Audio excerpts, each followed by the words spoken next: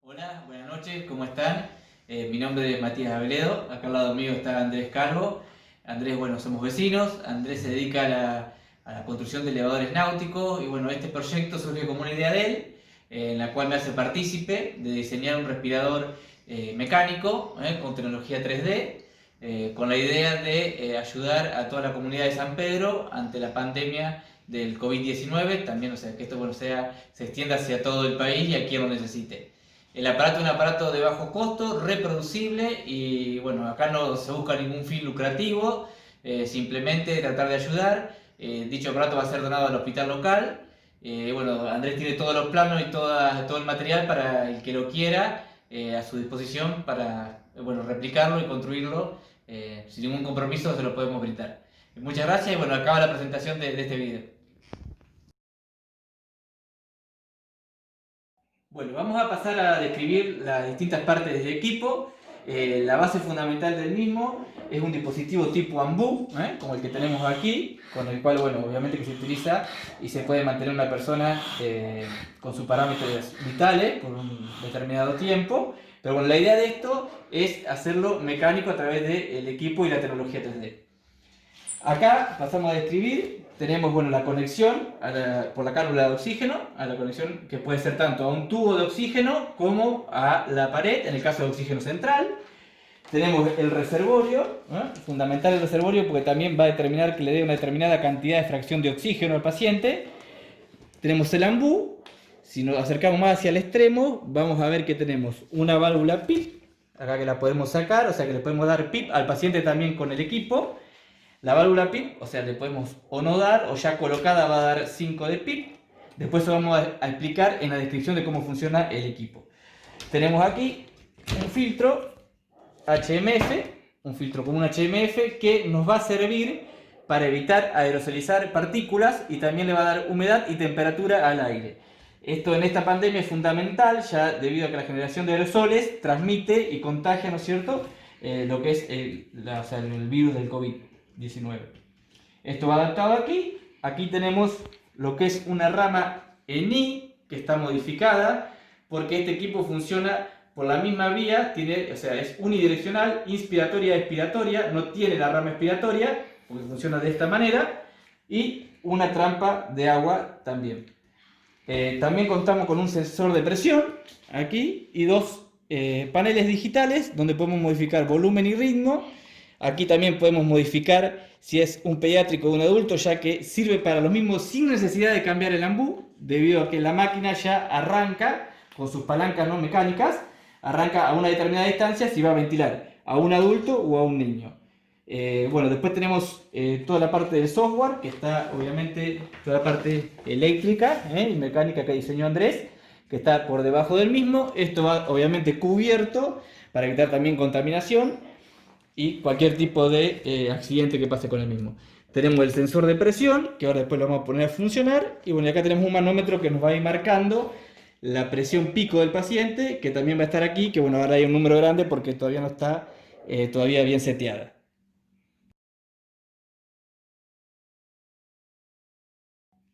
Bueno, ahora vamos a poner en funcionamiento el equipo.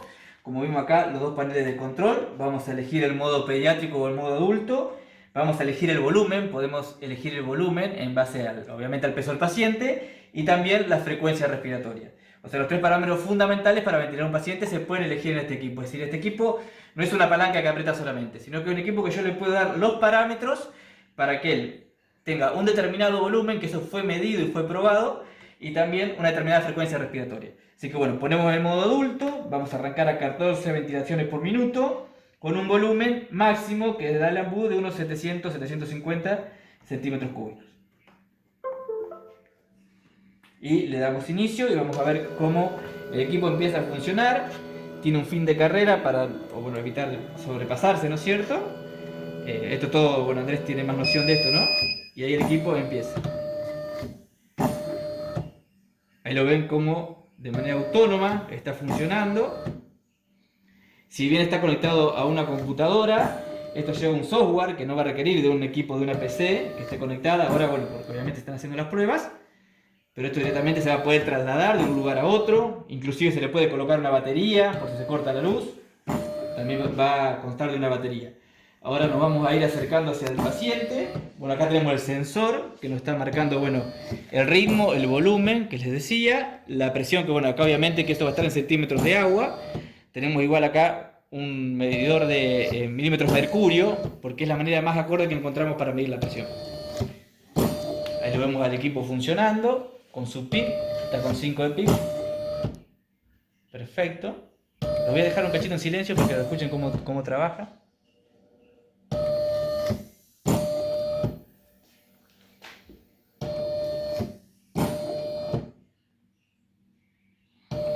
Bueno, acá tenemos lo que hemos elegido, ¿cierto? El muñeco, ¿no es cierto? Que nos han prestado para usarlo como paciente. Ustedes pueden ver cómo inclusive expande el tórax.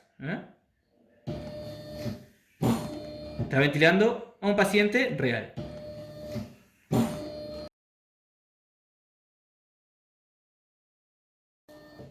Bien, ahora vamos a pasar a lo que es el seteo del equipo, tanto en volumen como en frecuencia respiratoria, que sería lo que denominamos ritmo con Andrés. Lo que vamos a hacer primero es modificar el volumen para que vean cómo los brazos, las palancas diseñadas con la tecnología 3D, va a comprimir menos el ambú. Es decir, acá estamos casi un volumen máximo de 700, es decir, si necesitamos la mitad, directamente vamos a ir disminuyendo. Acá se ve cómo está disminuyendo con el sector de volumen, perdón, con el botón de volumen, y lo vamos a llevar a unos 500, 400, 490. Pueden observar cómo, obviamente, que al comprimir menos, el volumen que ingresa al paciente es menor.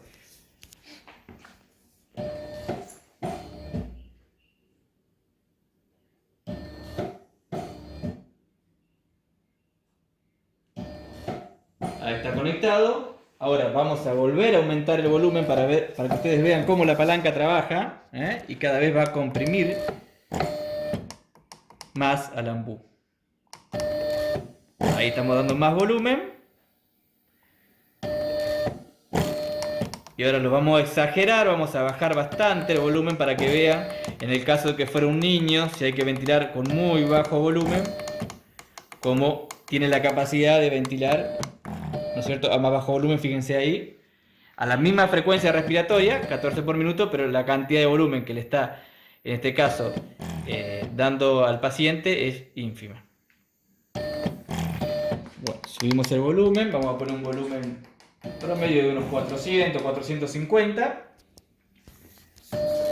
Y ahora vamos a ver cómo podemos modificar la frecuencia respiratoria, que en este caso la tenemos a 14 por minuto.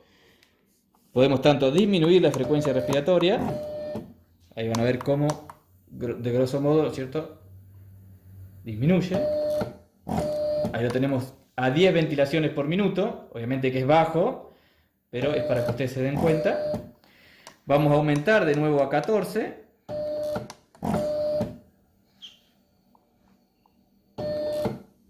Ventilaciones por minuto. Ya supongamos que es un niño, lo tenemos que ventilar con 20 respiraciones por minuto. El equipo automáticamente va a cambiar su ritmo. Y ahí lo están viendo.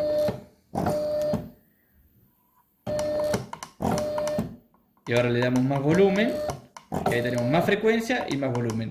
De manera independiente. Este equipo, a diferencia de otro que hemos visto, puede modificar de manera independiente volumen y frecuencia respiratoria, como lo hace cualquier equipo tradicional o convencional.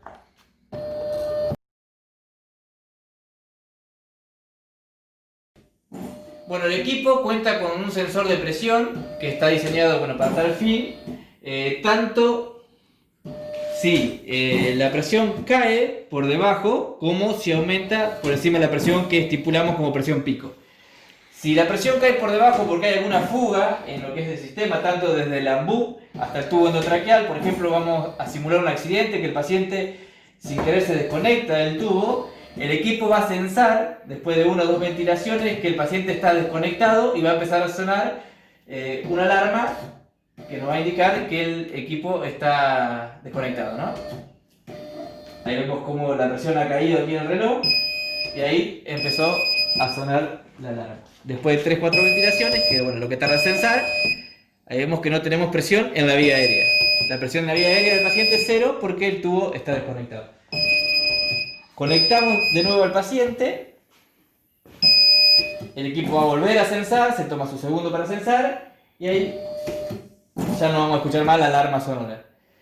Ahora vamos a la otra situación. Supongamos que el paciente tiene algún problema que hace que aumente su presión pico, una obstrucción en la vía aérea, se tapa el tubo endotraqueal, cualquier cosita. Va a hacer que cuando la presión supere los 35 centímetros de agua, también el equipo suene su alarma para evitar provocarle al paciente un trauma por presión. ¿Cómo lo vamos a hacer? Vamos a comprimir al paciente, en este caso el tórax, y vamos a sentir la alarma que ahí está sonando. De esta manera está indicando que la presión en la vía aérea es alta y obviamente, bueno, que tengo que buscar la causa médica que justifique lo mismo, ¿no? Ahora voy a dejar de comprimir al paciente para mostrarles que después de una ventilación o dos ventilaciones vuelve todo a la normalidad.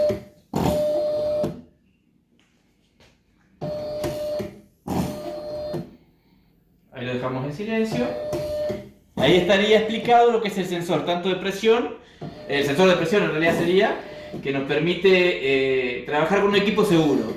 Es decir, si el equipo sensa que no hay presión en la vía aérea, suena, y si la presión excede la presión pico, también suena.